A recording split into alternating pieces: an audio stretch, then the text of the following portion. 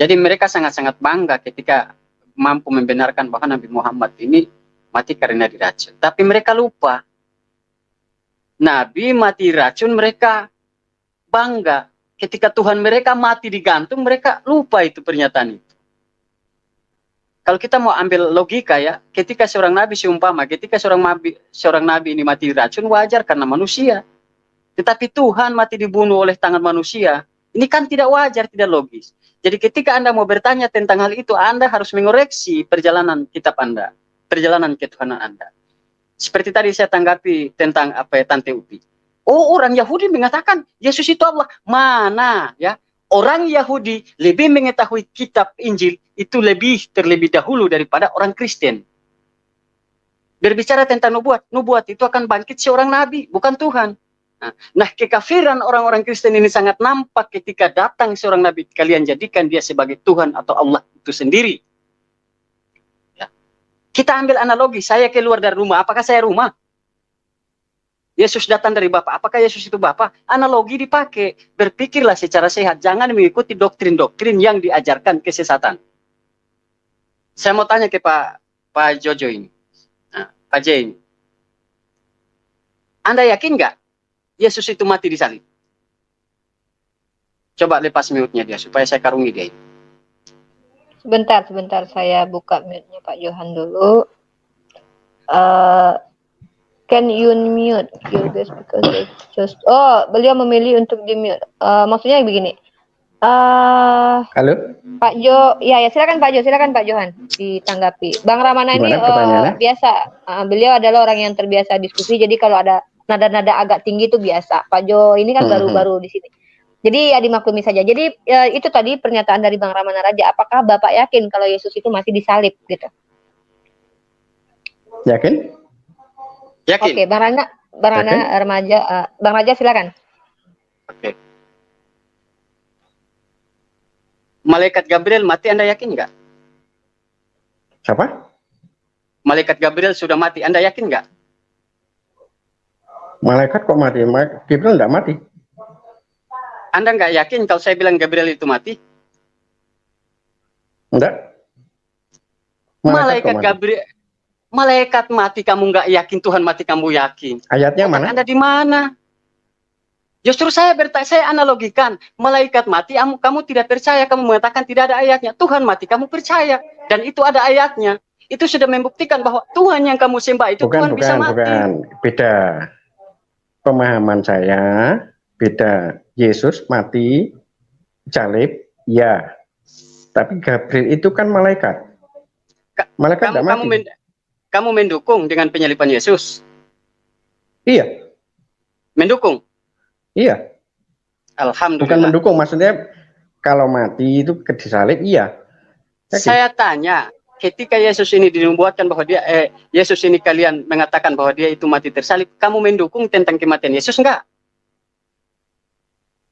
Mendukung yang gimana? Belum jelas. Ya kamu setuju enggak dengan kematian Yesus? Kalau matinya disalib, setuju. Setuju. Yakin? Yakin? Oke. Maka di kisah para rasul di Injil Matius ya, di situ dia mengatakan ya, bahwa hai orang Israel, aku telah mengutus engkau nabi-nabi, orang-orang bijaksana, ahli-ahli Taurat, sebagian kalian salibkan dan sebagian kalian bunuh dan sebagian kalian sesah di rumah-rumah mereka. Allah sangat membenci kepada orang-orang yang mendukung pembunuhan nabi-nabi dan rasul-rasul Allah, karena itu paling dibenci Allah. Jadi ketika Anda menyetujui penyaliban Yesus, maka Anda adalah bagian pembunuh Kristus, bukan pengikut Kristus. Paham? Jadi Anda inilah, kalian inilah tergolong orang-orang yang mendukung dengan pembunuhan Yesus. Matinya disalibkan. Iya, karena mati itu karena kalian menyetujui itu. Ketika Al-Quran membela, kalian mengatakan Al-Quran menista agama kalian. Tetapi betapa luar biasa kami membela Isa putra Maryam, membela Yesus anak Maryam. Dari tuduhan-tuduhan kalian, kalian ngotot Yesus harus mati tersalib. Karena apa? Kalian mengikuti doktrin iblis bahwa namanya utusan Allah yang mengajarkan kebaikan dan mengajarkan tentang firman Tuhan harus mati, dan kalian menyetujui itu. Maka kalian adalah golongan-golongan orang yang mendukung pembunuhan nabi-nabi, mendukung pembunuhan rasul-rasul, seperti dikatakan di Injil Matius. Jangan kamu menyangka kamu akan lolos dari hukum neraka. Dan itu Coba sudah ayat tadi disebutkan kalian diulang. adalah ular beludak. Oh, mau saya tampilkan ayatnya? Blunder loh kalau saya tampilkan ayatnya. Oke, Ya. saya tampilkan ayatnya. Sabar, saya kasih ayatnya. Matius 32:23 ya. Ayat sebelumnya. Coba. Oke. Ya, Saya bacakan sebentar. Dari 22 23 sampai ya. Matius Tampilkan. 32 Saya takut berisik kalau ini masih suara saya masih kedengaran? Kedengaran. Oke, saya bacakan dari Matius 23 dari 30 ya. Dan berkata, jika kami hidup di zaman nenek moyang kita, tentulah kami tidak ikut dengan mereka dalam pembunuhan nabi-nabi itu. Tetapi dengan demikian kamu bersaksi terhadap diri kamu sendiri bahwa kamu adalah keturunan pembunuh nabi-nabi itu. Jadi penuhilah juga takaran nenek moyangmu, hai kamu ular-ular, hai kamu keturunan ular beludak, bagaimanakah mungkin kamu dapat meluputkan diri dari hukuman neraka? Sebab itu lihatlah, aku mengutus kepadamu nabi-nabi, orang-orang yang bijaksana dan ahli-ahli Taurat. Separuh di antara mereka akan kamu bunuh dan kamu salibkan, yang lain akan kamu sesah di rumah-rumah ibadat, dan kamu aniaya dari kota ke kota. Thank you. Sudah dengar? Kedengaran suara saya tadi? Kedengaran. Ya, Bagaimana Pak Jo? Bagaimana Pak Johan? Jadi mendukung tuh bukan saya sebagai mendukung penyaliban bukan. Tapi saya menyaksikan meyakini kalau Yesus itu mati disalib. Jadi ayat itu bukan untuk ke yang murid Yesus, tapi untuk pihak lain yang menyalibkan itu. Siapa yang bergembira dengan kematian Yesus, Pak Johan, dan berkata dosa kami sudah ditebus? Siapa yang menyatakan itu? Orang Islam atau orang Kristen? Bukan orang Kristen. Terus siapa? Yesus mati karena siapa? Yesus mati bukan karena Kristen. Tampilkan ayatnya kalau yang mendukung itu Kristen. Yang menyalibkan itu Kristen. Tampilkan ayatnya. Salah pemahaman. Jadi begini, bukan salah pemahaman, ya. Inilah kemunafikan orang Kristen. Ketika kita bertanya, Tuhan kau mati, Dia Maha Kasih, Dia mati itu demi kita. Nah, ketika kita dudukan ancaman itu kepada mereka, mereka menolak. Ingat, ya. Ketika kalian meyakini bahwa Yesus itu mati tersalib, maka kalian adalah bagian-bagian orang yang disebut ular beludak. Beda, meyakini dengan mendukung beda. Kalau mendukung itu mendukung pelaku penyaliban. Terus lambang tapi yang kalau kalian meyakini kalau Yesus itu lambang salib yang kalian itu meyakini. Lambang salib yang kalian ikutlah salibmu serta itu suatu dukungan. Kalian mendukung kematian Yesus. Bukan mendukung, beda. Konsepnya beda. Loh. Mendukung dengan meyakini beda. Berarti kamu ikut atau melakukan mendukung pelaku pembunuhan. Itu mendukung. Jadi begini, ketika kamu kewajiban seorang Kristen seperti apa yang harus kamu pikul? Ikut pikul salib kan? Ikut pikul salib kan? Iya kan? Iya. Nah, kalau ikut pikul mendukung nggak? Beda bahasa, beda konteks. Mendukung itu bukan. Ketika Anda membakar salib, berarti Anda tidak mendukung. Tapi ketika Anda memikul beban salib, maka Anda mengikuti dan mendukung penyelipan nabi-nabi. Paham nggak? Memikul salib itu bukan mendukung. Beda konteks. Jadi bahasa Anda itu ya, itu memplesetkan biar Kristen itu mendukung salah. Oke, sekarang begini. Pertanyaan beda. Sekarang begini, saya tanya. Tuhan Anda mengajarkan kalian untuk Tuhan Anda mengajarkan membunuh nabi-nabi tidak? Menyadarkan? Mengajarkan tentang membunuh nabi-nabi tidak? Tidak. Terus Yesus mati karena dasar apa? Penebusan. Umat. Penebusan. Iya, penebusan umat. Penebusan umat. Oke, Iya. kita kasih clear. Yang percaya pada Yesus kalau Tuhan. Anda bersyukur kan ketika Yesus mati di tiang salib kan? Entahlah. Yang Ya? bersyukur itu yang mendukung. Nah, jadi bahasa Anda Ya keliru. berarti Anda Beda. menolak penebusan itu. Ketika Anda tidak bersyukur Bukan tentang menolak. kematian Yesus. Beda. Iya. Anda maju kena mundur kena ini. Anda beda, pertanyaan Anda keliru. Salah alamat. Bukan Beda konteks. bukan salah, bukan keliru, bukan beda konteks, tapi kalian saja yang tidak paham. Ya. Paham? Ketika Al-Quran membela bahwa Isa tidak mati di salib dan Isa diselamatkan oleh Allah sebagai Nabi, kalian Al-Quran memfitnah, Al-Quran menista. Nah. Tetapi ketika kita palingkan, kalian setuju nggak dengan pembunuhan Yesus? Enggak. Jadi kalau kalian tidak menyetujui tentang pembunuhan Yesus, maka kalian tidak menyetujui tentang penebusan dosa. Ketika Anda menyetujui tentang pembunuhan Yesus, maka Anda lah pembunuh Kristus itu, bukan pengikut Kristus. Kalau Bukan pengikut Kristus, dia menyetujui berusaha bagaimana pembunuhan. untuk... Setuju, umat Kristen itu setuju kalau Yesus itu mati disalib. Bukan setuju untuk membunuh. Iya, jadi ketika kamu Iya. bergembira bahwa kematian Yesus di kayu salib dengan menebus dosa kalian, maka kalianlah pembunuh itu. Tidak bergembira, Paham, beda. Coba Lah. ayatnya kalau kita Lah, bergembira dengan kematian Yesus, tampilkan ayatnya. Coba tampilkan ayatnya. loh, sekarang begini, toh? Nggak berani dong nampilkan ayatnya. Bukan, Anda keliru, salah alamat. coba keliru bagaimana? Coba tampilkan ayat-ayat tadi. Apakah disetujui di situ tentang pembunuhan nabi-nabi? Ya, siapa salah satu yang disalib? Disetujui. Yesus kan? Yesus kan? Iya, tapi kami tidak setuju kalau disalib. Ketika kalian tidak menyetujui Yesus disalib, maka doktrin penebusan dosa omong kosong. Karena Tuhan Beda membantah. konteks. Beda Nah. konteks bagaimana? Jangan Oke, mutar-mutar. oke. Saya selamatkan Pak Johan dari karung Bang Rahman Raja karena Pak Johan ini pertama kali berdiskusi di sini. Oke, Bang Ya. Rahman Raja, kita umat Islam ya kita menangkap poin-poinnya. Baik, mohon maaf karena ada Satria Injil juga ini Bang Rahman Raja. Mungkin nanti saya bertanya takutnya. dulu ya. Boleh, silakan. Tapi kita sapa dulu Pak Satria Injil. Selamat malam Pak Kusnadi.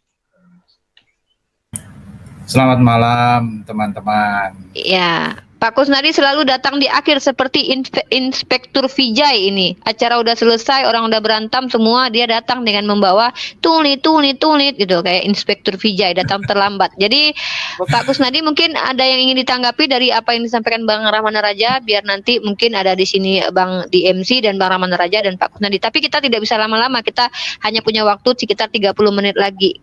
Silakan. Oh ya, oke. Baik, terima kasih untuk waktu yang diberikan. Saya ingin menjelaskan apa yang tadi dikatakan atau ditanyakan oleh Pak Rahmana. Yang pertama adalah Pak Rahmana mungkin lupa, di dalam kitab Injil itu pernah terjadi Petrus itu menghalangi Yesus untuk maju di salib. Saat Yesus berkatakan kepada Petrus bahwa dia akan mati dan bangkit. Jadi Petrus mencegah Yesus untuk maju di salib. Tapi kemudian Yesus menghardik kepada Petrus, "Hai iblis, nyahlah dari hadapanku." Jadi Yesus tahu bahwa iblis merasuk Petrus supaya menghalangi atau mencegah Yesus mati di salib. Tapi kemudian pada akhirnya iblis pun merasuk Yudas dan akhirnya mengkhianati dan menyerahkan Yesus untuk disalib. Sabar. Saya komplain di sini. Ketika Anda mengatakan bahwa Yesus melarang siapa tadi namanya? Petrus. Waktu mencegat Yesus disalib. Iya kan? Ya. Saya kira konteks itu sudah seharusnya Anda tampilkan duluan Yudas, karena Yudas yang duluan berkhianat. Yudas yang menjual Yesus. Ketika Yudas tidak menjual Yesus, maka Yesus tidak diketemukan oleh orang-orang Romawi. Anda ini bagaimana? Sudah dari sana baru mundur ke belakang. Oke. Peristiwanya adalah Petrus dulu. Jadi Petrus yang mencegah dulu, terus kemudian barulah iblis merasuk Yudas. Jadi di sini kita bisa melihat narasinya bahwa iblis itu kebingungan. Apakah mau disalibkan atau tidak? Pertamanya dia mencegah karena dia tahu kalau Yesus sampai mati disalib, akibatnya dia akan bangkit. Karena Yesus mengatakan, aku akan mati dan bangkit pada hari yang ketiga. Jadi iblis takut kalau dia mati, nanti bangkit, banyak orang Israel percaya. Makanya iblis mencegahnya. Oke Bang, begini Bang, saya tanya dulu, siapa yang mengetahui iblis itu kebingungan? Karena ada dua versi. Pertama, dia merasuk Petrus supaya mencegah Yesus maju ke salib. Tapi yang kedua, dia malah merasuk Yudas untuk menyalibkan Yesus. Jadi ada apa dengan iblis? Saya tanya, mana penjelasan tentang iblis ini kebingungan? Kita sebagai orang yang bernalar, iblis pertamanya tidak setuju Yesus maju di salib. Tapi kemudian dia berubah pikiran.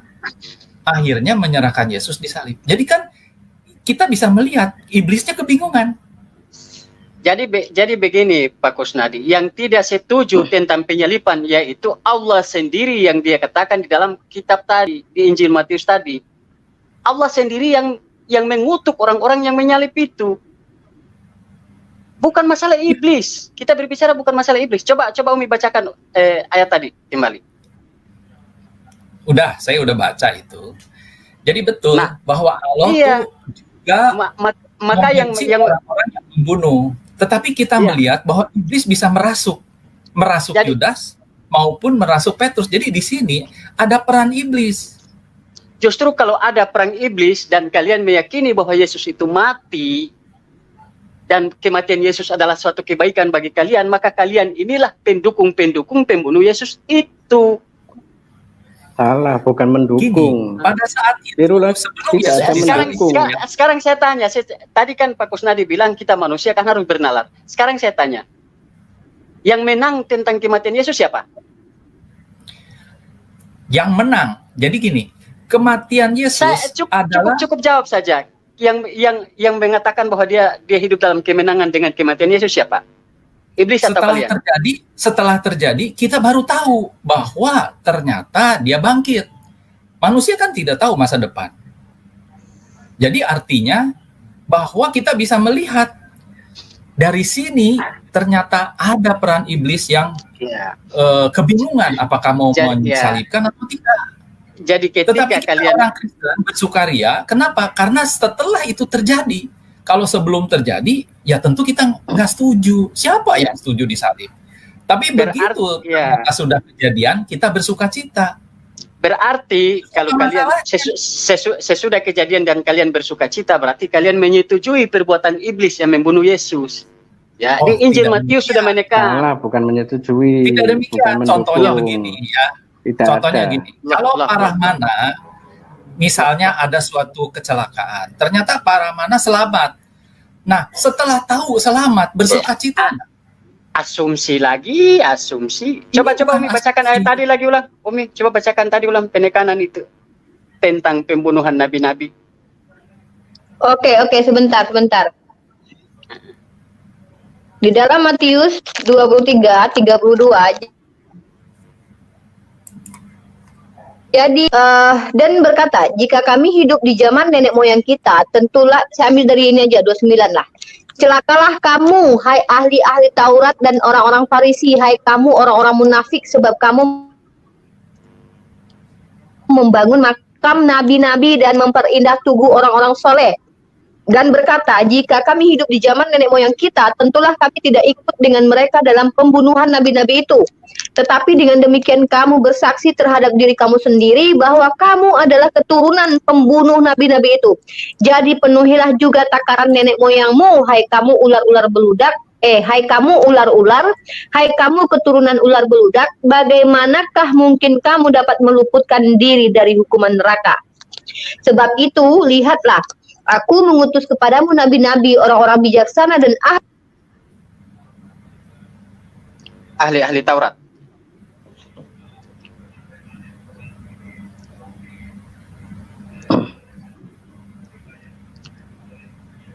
Halo. Orang-orang bijaksana dan ahli-ahli Taurat. Dan sebagian itu kalian salibkan, dan sebagian kalian Ya. bunuh, dan sebagian kalian sesah di rumah-rumah mereka. Di Yang rumah-rumah ibadah membunuh mereka. siapa? Yang ditebus siapa? Itu pertanyaan. Yang ditebus juga. umat Kristen. Yang ditebus adalah Yang percaya umatnya. Yesus. Yang membunuh siapa? Iblis. Yang membunuh siapa? Iblis. Salah, Ya udah. membunuh manusia. Manusia. Iblis merasuk Iya. manusia. Oh, berarti dosa kalian ditebus oleh manusia ya, orang Yahudi ya? Salah. Salah. Pemahaman Anda salah. Tiru. Sekarang Ini sekarang begini, ya sekarang begini Kristen Pak. pemahamannya bukan Ya, bukan jadi iblis begini. yang membunuh Jadi begini, manusia. Ya, dasar pengaruh siapa Yudas menjual Yesus? Iblis yang membisikkan ke dada Yudas kan? Iya, Iya. Nah, dan siapa yang menghalangi nabi-nabi Allah menyampaikan kebaikan kepada umatnya? Manusia atau iblis? yang menghalangi. Nah, siapa yang menggoda Yesus? Manusia atau iblis? Iblis. Iya kan? Yang menghalangi apa? Ya. Iya, iblis. Yesus pernah dicobai iblis. Ya, ketika iblis tidak menang, maka iblis mempengaruhi Yudas kembali menjual Yesus kan? Benar apa salah? Salah konteks. Betul apa benar? Salah konteks. Oh, berarti tidak Iya. benar ya ketika iblis merasuk ke dalam dada Yudas dan Yudas menjual Yesus dengan 30 keping perak, itu salah konteks ya? Konteksnya itu memang sudah dinubuatkan Yesus mati disalib. Ketika kalau Anda mendudukan kematian Yesus sudah dinubuatkan, berarti ada ajaran tentang membunuh nabi-nabi. Oh tidak. Bukan ajaran, itu Tidak. memang keinginan iblis Terus- membunuh nabi-nabi. Terus dasar siapa untuk memerintahkan membunuh Yesus? Dasar memerintahkan. Poin pertama. Tidak ada perintah. Poin tidak ada perintah. Dari Tuhan tidak ada perintah. Oh, Itu dari kan Tuhan tidak rencana ada Tuhan, perintah. bukan? Tadi bilang sudah dinubuatkan. Beda perintah. Ya, Yang rencana beda. Bukan direncanakan, tetapi kata, beda Oke. maksud. Oke, kembalilah saya ambil dulu sebentar ya. Seperti biasa ya, kaki bukanlah kaki tapi tangan. Kalau tertulis kaki maka adalah tangan. Kalau tertulis cantik maka artinya adalah tidak cantik. Begitu biasanya kalau kita dengar dari teman-teman ini. Tapi ya sudah, saya sudah di 2 jam 46 ya, dan mungkin Bang Ramana Raja Saya belum ada tanya. penekanan dan closing. Sebentar Pak Johan, kalau ditanya nanti biar dijawab aja. Silakan di closing dulu tema ini tentang kematian Yesus ini, program siapa. Kemudian nanti Pak Satria Injil juga silakan closing juga karena masuknya udah belakangan. Nanti Pak Johan mau bertanya kita jawab aja. Udah silakan Bang Rahman. Pak Satria Injil dulu deh tanggapi Bang Ramana Raja. Walaupun sulit, saya harus potong Bang ya karena saya tahu nanti Pak Satria Injil dan Pak Johan jawabnya seperti apa. Seolah-olah apa lagi. Silakan Pak Satria Injil atau Pak Kusnadi. Oke, saya diberi waktu berapa menit, tapi tolong jangan dipotong gitu. Oke, saya kasih waktu 3 menit ya. Ini 246 ke 249. Silakan dari sekarang. Oke, baik, terima kasih.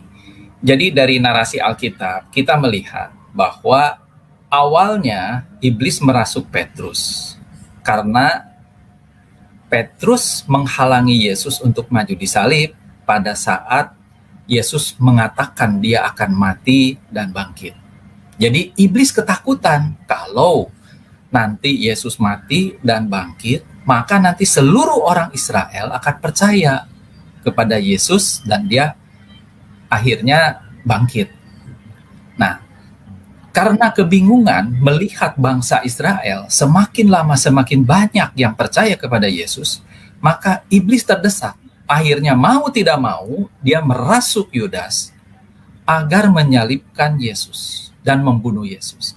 Karena iblis punya strategi, yaitu bahwa setelah dia menyalibkan Yesus dan mati, maka iblis akan menyebarkan kabar bohong yang mendustai kematiannya. Bahwa Yesus itu tidak mati. Dia tidak mati di salib.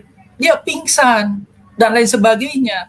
Karena tujuannya, kalau sampai nanti orang-orang tahu bahwa Yesus itu tidak mati di salib, pingsan dan lain sebagainya, maka tidak mungkin ada kebangkitan. Kalau tidak ada kebangkitan, berarti tidak ada kekristenan. Artinya iblis akan menang dengan kabar dusta seperti itu. Jadi itulah sebabnya mengapa iblis melakukan strategi itu dan akhirnya menyalibkan Yesus. Dan atas kematian kemudian kebangkitan Yesus, kita umatnya baru tahu, oh ternyata ada kebangkitan, ternyata ada penebusan dosa. Dan karena itulah kita bersuka cita. Jadi bukan karena kita bersuka cita terus kita membunuh Yesus, itu terbalik. Yang tahu tentang semuanya itu adalah Tuhan yang Maha Tahu.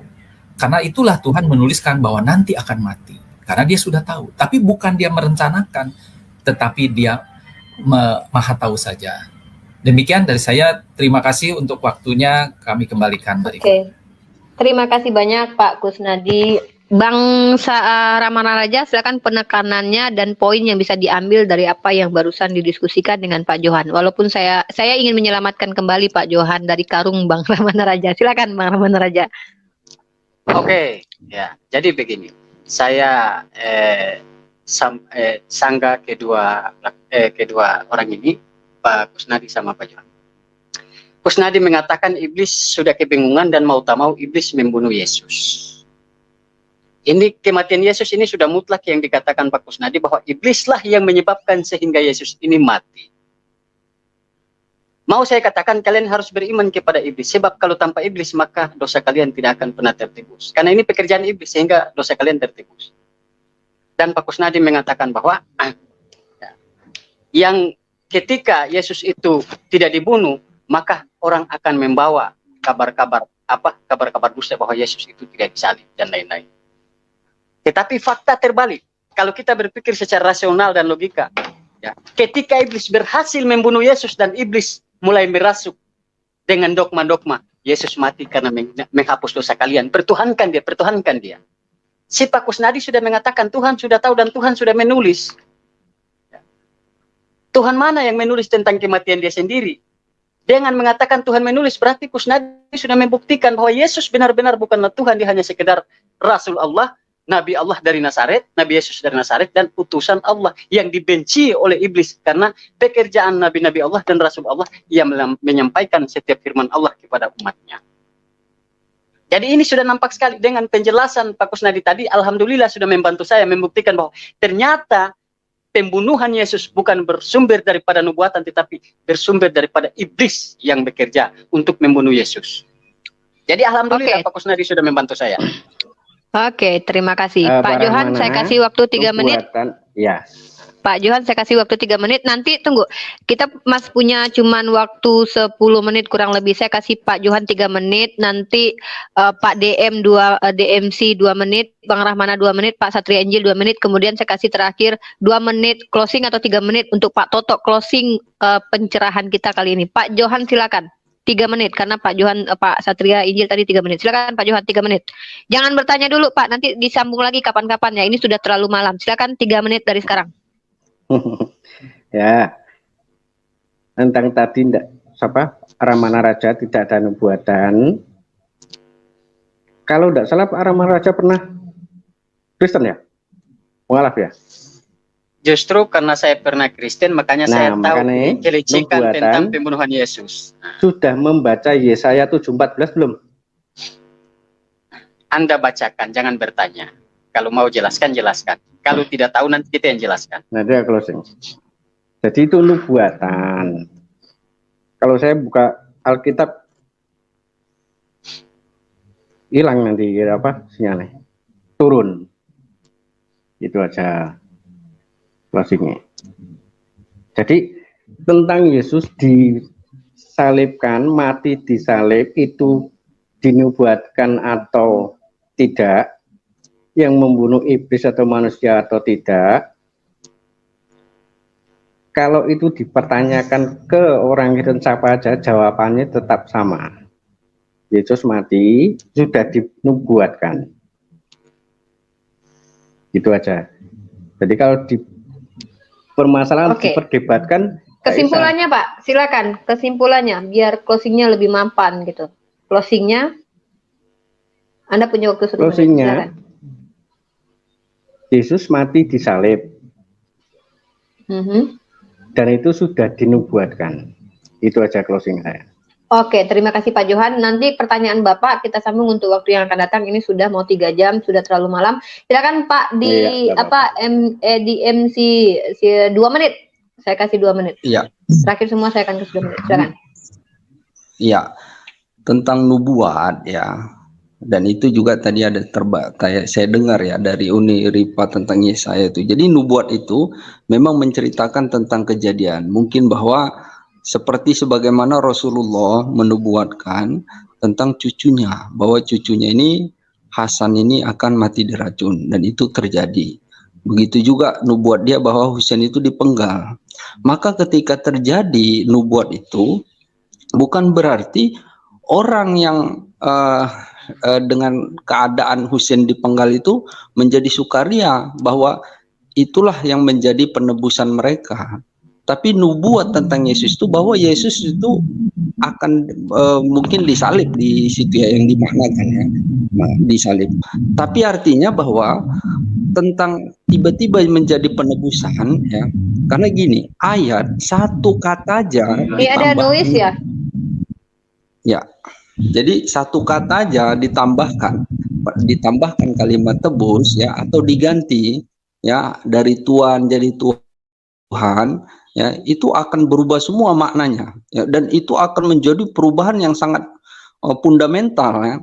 Dan sekarang Alkitab ya yang untuk menjadi rujukan itu Alkitab itu sudah terjemahan semua ya. Jadi yang terjemahan ini pasti sudah banyak penambahan, revisi dan sebagainya. Maka ini sudah tidak bisa lagi dijadikan dalil ya. Maka yang hanya bisa dijadikan dalil itu hanya original teks. Original teks itulah yang menjadi puncaknya. Terjemahan ini adalah untuk mendekatkan paham dari original teks. Tetapi untuk dalil harus kembali ke original teks. Karena kalau terjemahan itu tidak bisa dijadikan dalil. Oke, itu aja dari saya. Terima kasih. Baik, kemudian sekarang saya kasih Pak Kusnadi sekali lagi 2 menit. Closing general, silakan. Baik, terima kasih. Jadi ada sesuatu yang kurang pas, yaitu bahwa menubuatkan itu bukan menentukan ya. Menubuatkan itu seperti meramalkan. Artinya Tuhan sudah tahu ke depannya akan seperti ini, maka dia kasih tahu. Dan justru di dalam proses penyaliban ini, Yesus terbukti sebagai Tuhan. Karena dia bisa tahu masa yang akan datang, termasuk kematian dirinya. Sehingga dia menyebutkan itu berkali-kali kepada murid-muridnya bahwa dia akan mati dan bangkit pada hari yang ketiga. Dan itu terjadi tepat. Artinya bahwa Yesus itu Maha tahu. Tetapi dia bukan menyerahkan dirinya, artinya dia untuk bunuh diri, bukan. Tetapi dia hanya menyediakan dirinya untuk disalib. Ya, jadi jangan salah paham lagi, karena ada istilah-istilah yang bisa dipelintir gitu. Bukan dia bunuh diri, tetapi dia menyerahkan dirinya sebagai tebusan. Nah, kenapa begitu? Ya karena memang Tuhan sudah tahu bahwa nanti akan terjadi seperti itu. Jadi artinya bahwa orang Kristen bersukacita karena ternyata apa yang terjadi kepada Yesus itu telah membebaskan semua umat manusia dari dosa dunia.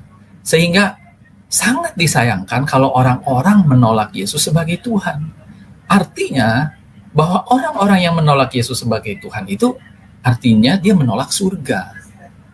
Jadi kalau ini terus kemudian dikatakan bahwa tidak cukup kuat karena ini merupakan terjemahan, tetapi aslinya masih bersama kami dan itu merupakan bagian daripada pengajaran. Jadi tidak hanya terjemahan, tetapi aslinya juga. Baik, waktunya habis pas tepat Pak Kusnadi menyampaikan closingnya. Bang Ramana Raja 2 menit, silakan mulai dari sekarang untuk membungkus Pak Kusnadi dengan Pak Johan. Kalau kurang nanti saya tambahkan 1 menit. 3 menit lah, silakan bungkus.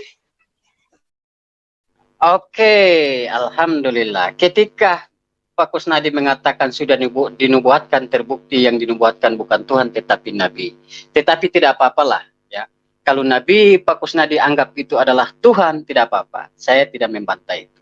Ya, Bapak sudah dikatakan di Kisah Para Rasul, hai orang Israel, kamu harus tahu bahwa Yesus yang kalian salibkan itu, dia telah dijadikan Tuhan bagi kalian. Ya, jadi ketika Pak Kusnadi mendudukkan Yesus sebagai Tuhan, ya, alhamdulillah, Tuhannya Kusnadi hanyalah Tuhan lokal yang dijadikan. Ya, supaya sadar ini.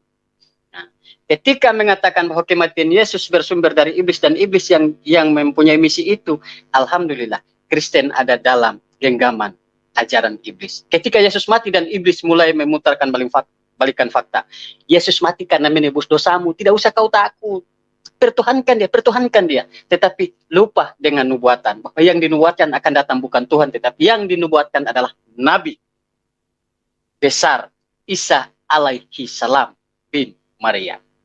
Oke, seperti itu pernyataan saya. Oke, dibungkus dengan pernyataan Bang Ramana Raja dan kita. Terima kasih Pak Kusnadi, Pak Johan atas kebersamaan kita di sini. Situasi kondusif, tidak ada yang kejang dan ayan. Terima kasih. Walaupun ada sedikit yang pilek dan flu. Pak Toto, spesialis closing, hikmah apa yang kita dapatkan kali ini dari Pak Toto? Silakan Ustadz Toto. Waktu dan tempat dari tadi menunggu. Baik, terima kasih. Assalamualaikum warahmatullahi wabarakatuh. Dan selamat malam teman-teman yang non-muslim. Baik, setelah simak diskusi tadi, ada beberapa hal yang ingin juga saya sampaikan di sini. Yang pertama, ini alhamdulillah jarang-jarang sekali kita menyimak diskusi yang santai seperti ini, tapi penuh dengan padat berisi, yang tentunya ada beberapa dalil-dalil yang dimunculkan. Memang hendaknya harus diskusi itu penuh dengan disertai dengan dalil. Dalil sendiri berasal dari kata bahasa Arab dalla yudillu dalilan, yaitu kata kerja. Dalla artinya menunjukkan, yudillu menunjukkan, dalilan adalah masdar dari dua kata itu yang berarti petunjuk. Baik, terima kasih. Selanjutnya tentang tauhid. Berasal dari kata wahada yuwahidu tauhidan, yang artinya membuat sesuatu itu satu saja, menjadikan sesuatu itu satu saja. Artinya tauhid adalah suatu pengajaran bahwasanya. Sepertinya ada masalah dengan handset Anda mungkin Pak Toto. Bisa diperbaiki biar kita jelas mendengarkan closing yang luar biasa ini. Ya, kita nggak pakai handset ini. Oke, mungkin dilanjut aja. Mudah-mudahan kita bisa menyimak. Silakan. Baik. Jadi dengan logika saja kita bicara, kita umat Islam meyakini bahwa Tuhan itu adalah satu dan satu-satunya, la ilaha illallah. Di ayat kursi juga dijelaskan, Allahu la ilaha illahu wal hayyul qayyum. Allah itu tidak ada Tuhan selain Dia yang maha hidup dan maha berdiri dan maha tegak. Kita meyakini bahwasanya yang ada matinya, yang mengalami mati itu bukan Allah, dan yang tidak bisa berdiri sendiri, yang membutuhkan yang lainnya itu juga bukan Tuhan. Tauhid sendiri terdiri dari 3 bagian. Yang pertama yaitu tauhid rububiyah, yang kedua uluhiyah, dan yang ketiga asma wa sifat. Tauhid rububiyah adalah mentauhidkan dalam hal ketuhanan. Jadi tidak ada Tuhan lain selain Dia. La ilaha illa ana fa'budni. Di dalam Al-Qur'an Allah telah menegaskan seperti itu, tidak ada Tuhan selain aku dan sembahlah aku. Bagaimana cara menyembah Tuhan? Tentunya kita membutuhkan yang namanya syariah atau yang sering kita sebut dengan agama. Agama berlandaskan dengan kitab suci. Kitab suci adalah sebuah pedoman yang langsung diturunkan oleh Allah sehingga sempurna dan tidak ada revisi-revisi di dalamnya. Yang kedua, tauhid uluhiyah, yaitu mentauhidkan dalam keilahian. Dalam keilahian artinya kita meyakini bahwasanya sesuatu itu ada yang menciptakan. Siapa Dia? Yaitu ilahi, Tuhan yang harus kita sembah. Yang ketiga yaitu tauhid asma wa sifat, bahwasanya kita dalam bertauhid kalau meyakini Allah adalah satu-satunya, maka kita harus yakin tidak ada sesuatu pun yang diserupakan dengan Allah. Qul huwallahu ahad, Allahus samad, lam yalid walam yulad walam yakul lahu kufuwan ahad. Katakan Allah itu satu, hanya Allah tempat bergantung. Allah tidak Allahu ahad. tidak beranakkan. Allah yang maha suci, karena sesuatu yang beranak pasti akan ada namanya kematian. Dan Allahu walam yakul akbar. lahu kufuwan ahad. Tidak ada yang serupa dengan Allah. Maka itu